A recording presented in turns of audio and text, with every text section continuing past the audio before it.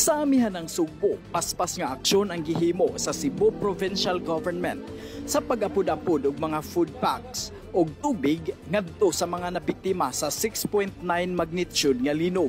Si People's Governor Pambari 4 mismo ang nangunay sa pagpangulo sa relief operations. Gisiguro sa gobernador ang dinalian og hapsay nga paghatag og ayuda nga tabang sa mga lugar nga grabe ang kadaot nga gimugna sa linog.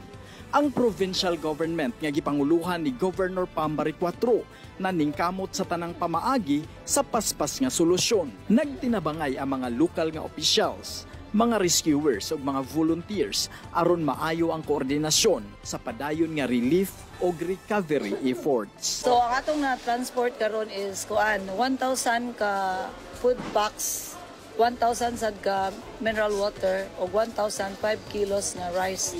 Ang duha ka kanang nakasakay ni sa ka dump truck through sa ato ang Mactan Airways niya katong usa ka 500 tracking na direkta sa Bugo.